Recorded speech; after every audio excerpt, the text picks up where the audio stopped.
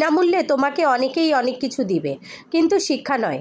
কারণ ওরা ভালোভাবেই জানে শিক্ষা প্রশ্নের জন্ম দেয়। শিক্ষা হলো বাঘের দুধ, যে পান করবে সেই গর্জন করবে।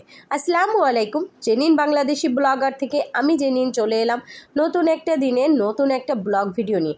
আসলে শরীর অসুস্থ থাকার কারণে নিয়মিত ভিডিও আপলোড করতে পারছি না, আর ধীরে ধীরে আপনাদের সাথে কমিউনিকেশন গ্যাপটা আসলে বেড়েই যাচ্ছে, আর আপনারা হয়তো আমাকে ভুলেও যাচ্ছেন। তো আজকের ভিডিওতে আমি প্রমাণ পাবো যে আসলে আমার আপুরা ভাইয়েরা আমাকে কতটুকু ভুলে গেছে বা কতটুকু মনে রেখেছে। কারণ আমি যেহেতু আজকে 3-4 দিন পরে ভিডিও আপলোড করতেছি, আসলে শরীর অসুস্থ, সব অসুস্থ। আসলে কি বলবো আস্তে আস্তে বলবো। তবে অসুস্থ, ডাক্তার দেখাইছি, সব কিছুই মাশাল্লাহ ভালো আছে। তো যাই হোক, বলবো পরবর্তীতে কোনো এক সময়। তো আসলে শরীরের অবস্থা কি আর বলবো, মানে ভালো মন্দ মিলিয়েই আছি। তো সংসারে কাজ তো আর থেমে থাকলে হবে না। তো বাচ্চাদের জন্য সকালে এখানে নুডলস তৈরি করছিলাম। তো বাচ্চাদের জন্য নুডলসটা তৈরি করলাম খুবই সিম্পল ওয়েতে, একদম মানে ওই যে কোকোলা যেই নুডলসটা সেটাই আজকে তৈরি করছি খুবই সিম্পল ওয়েতে। এরা রেসিপি বলার কি আছে বলেন, আপনারা সবাই পারেন রান্না করতে। তো রেসিপি তো বলি না, আপনাদের সাথে ভালোবাসার বহিঃপ্রকাশ করতেই কিন্তু আমি আমার ব্লগ ভিডিও নিয়ে আপনাদের সামনে চলে আসি। কারণ আপনাদের জন্যই থাকে আমার সমস্ত ভালোবাসা, আপনাদের জন্য এবং নিজের কিছু শখ থেকেই, কিছু ইচ্ছা থেকেই এই চ্যানেলটা খুলেছি। তারপরে মাশাল্লাহ আপনাদের সবার দোয়া ভালোবাসায় চ্যানেল মনিটাইজেশনও হয়েছে। এখন মানে ডলারেরও অ্যাপ্লাই করব, কিন্তু কি বলবো, ডলার মাশাল্লাহ হয়ে গেছে। গুগল পিনের জন্য অ্যাপ্লাই করতে হবে, গুগল অ্যাডসেন্সের জন্য। আসলে শরীরটা এত বেশি খারাপ যার জন্য আসলে সেটাও করা হয়নি, কারণ সেটাও একটু সময় ধরে করতে হবে। আর আমার প্রচণ্ড মাথা ঘুরে, মাথা ব্যথা করে, এই জন্য আসলে ভালো লাগে না, যার জন্য সেটা অ্যাপ্লাই করা হয়নি। তো আপনারা অনেক অনেক ভালোবাসা দিয়েছেন, আরও ভালোবাসা দিবেন, আগামীতেও সবাই আমার পাশে থাকবেন। আপনাদের দোয়া ভালোবাসায় যতটুকু যা হয়েছি, কিছুই হইতে পারিনি, তারপরেও যতটুকু যা হয়েছি আলহামদুলিল্লাহ আপনাদের দোয়া ভালোবাসাতেই হয়েছি। তো আপনারা সব সময়ের জন্য ভালোবাসা দিয়ে আমার পাশে এভাবেই থাকবেন, এই কামনাটাই সবসময় থাকি। আর এ পর্যন্ত যারা যারা আমার ভিডিও দেখেছেন, একটা লাইক দেননি, তারা অবশ্যই প্লিজ একটা লাইক দিয়ে কন্টিনিউ করবেন ভিডিওটা। আর যারা এই ভালোবাসাটা শুধু আপনাদের জন্য, কিন্তু এই যে দেখুন ভালোবাসাটা বেঁকে গেছে, এটা নিয়ে কিছু মনে করবেন না, কারণ আমার শরীরটা আসলে খুবই খারাপ, আমার গা হাত পা কাঁপে, যার জন্য কাঁপাকাঁপির কারণে এই লাভটা বেঁকে গেছে। তো আমার মেয়ে বলতেছে, মাম্মাম তোমার লাভ তো বেঁকে গেছে, তাই আমি বলছি কি আর করবো। তো যাই হোক, এটা সকালের নাস্তা ছিল, আরও পরাটা চা বানিয়েছি। আসলে ভিডিও করা হয়নি, বললাম না যে শরীর খারাপ থাকলে আসলে ওইভাবে কোনো কিছু ভিডিও করা হয় না। এখন আমি আসলে কিছুই ভিডিও করতেও ভালো লাগে না, মানে কোনো রকম রান্নাবাড়া যতটুকু না করলে নয়, যতটুকু করতে হয় সেরকমই মানে করি। এরকমই দিন কাটছে, কারণ কি আর বলবো। তো যাই হোক, এখানে আমি টাকি মাছ দিয়ে, আলু দিয়ে, টমেটো দিয়ে রান্না করব, তো সেটা আপনাদের সাথে শেয়ার করছি।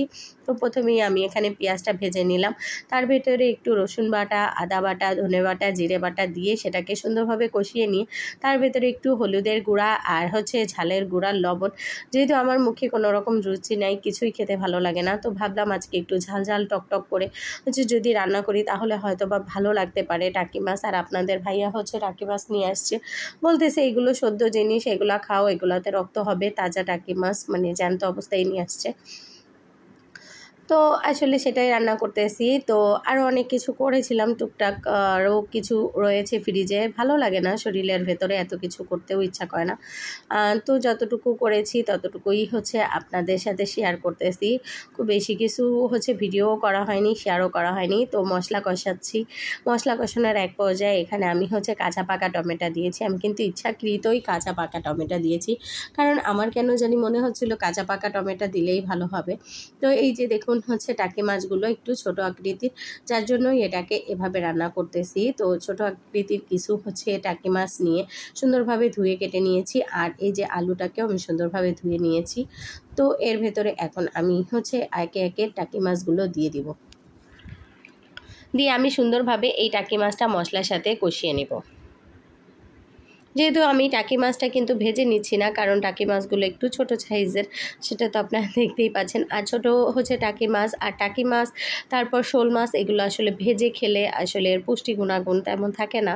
আর যেহেতু আপনাদের ভাইয়া উপকারের জন্য এনেছে, তো আমি আবার ভেজে ভুজে অপকার করলে আবার রাগ করবে, তো এই জন্য আজকে কাঁচা মাছই রান্না করতেছি। আমার কাছে কিন্তু ভেজে খেতেই ভালো লাগে, কিন্তু কি আর বলবো, তো এই জন্য আমি মশলার সাথে হচ্ছে অনেক সুন্দরভাবে আগে কষিয়ে নিব।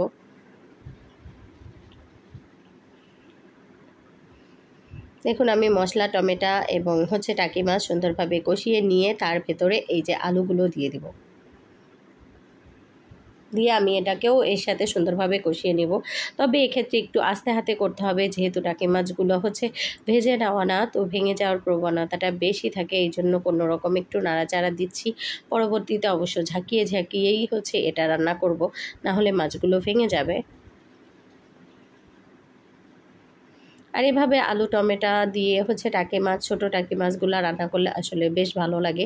খেয়ে দেখবেন, যারা খাননি দেখবেন আপনাদের কাছেও ভালো লাগবে। আর সবসময় একঘেয়েমি খাবারের চেয়ে মাঝে মাঝে একটু স্বাদের পরিবর্তন আনা দরকার, তো এটাই।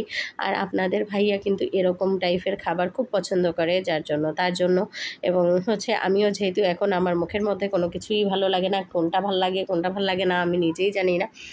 তো বিভিন্ন রকমভাবেই রান্না করে খাওয়ার চেষ্টা করতেছি, তারপরেও ভালো লাগে না কিছুই। আর এই যে দেখুন সুন্দরভাবে হচ্ছে টাকি মাছ, আলু টমেটো কষিয়ে তার ভেতরে ঝোলে পানি দিয়ে দিয়েছি। এবার এটাকে আমি হচ্ছে ঝাঁকিয়ে ঝাঁকিয়েই কিন্তু বাকিটা রান্না করব, কারণ আর আমি এখানে নাড়াচাড়া করতে যাব না, তাহলে আমার টাকি মাছগুলো ভেঙে যাবে। আর একদম দেখেন গা মাখা করে আমি কিন্তু টাকি মাছটা রান্না করে নিয়ে এসেছি। আর সাথে আছে আলু ভর্তা, আমি তো বললামই। আর হচ্ছে ডিম ভাজি। আমার আসলে উল্টাপাল্টা খাবারই ভালো লাগছে। আর এখানে হচ্ছে বেগুন দিয়ে রুই মাছ রান্না করেছিলাম কালকে, সেটা ফ্রিজে ছিল, সেটাও নিয়ে নিয়েছি। এই ছিল আজকের খাবারের মেনুতে, কি বলবো বলেন। আর বাচ্চাদের জন্য হচ্ছে আগেই হচ্ছে চিকেন রান্না করেছিলাম, সেটা বাচ্চারা খেয়েছে। আর বাচ্চাদের খাওয়ানো হয়ে গেছে, এখন হচ্ছে আমি এবং আপনার ভাইয়া খেতে বসবো। তো কেমন লেগেছে আমার ভিডিওটা অবশ্যই আপনারা জানাবেন। আর এই যে দেখুন আপনার ভাইয়া কলা এনে কিভাবে সংরক্ষণ করতেছে, দেখুন এভাবে ঝুলিয়ে রাখলে আসলে কলায় দাগও পড়ে না এবং কলাগুলো নষ্ট হয় না। তো সেজন্য তার এই হচ্ছে বুদ্ধি, টেকনিক। তো কেমন লাগলো টেকনিক, আর আপনারাও এভাবে হচ্ছে টেকনিকটা ফলো করতে পারবেন। এতে দেখবেন কলায় কিন্তু কালো দাগ হয়ে যায় কিছুদিন ঘরে রেখে। যেহেতু এখন হচ্ছে কলাগুলো ঘরে এনে পাকানো হচ্ছে এবং সেভাবেই খাওয়া হচ্ছে, যার জন্য এটাকে এভাবেই ঝুলিয়ে রেখেছে আপনাদের ভাইয়া। তো সেটাই আমি আপনাদের সাথে শেয়ার করলাম। দেখেন এতে কিন্তু কলাগুলো কালো হয়ে যাবে না, আপনারাও এভাবে রাখতে পারেন।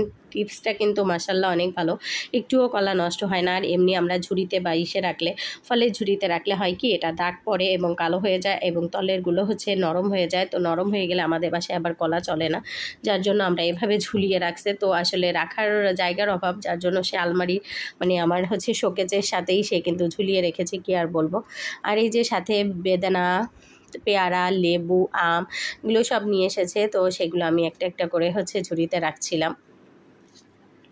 আসলে কাঁচা আম খেতে খুব ভাল লাগে, মানে হচ্ছে ঝালের গুঁড়া এবং লবণ দিয়ে কাঁচা আমটা খেতে খুব মজা লাগছে, সেজন্য। তো আপনারা সবাই ভালো থাকবেন, সুস্থ থাকবেন, আল্লাহ হাফেজ।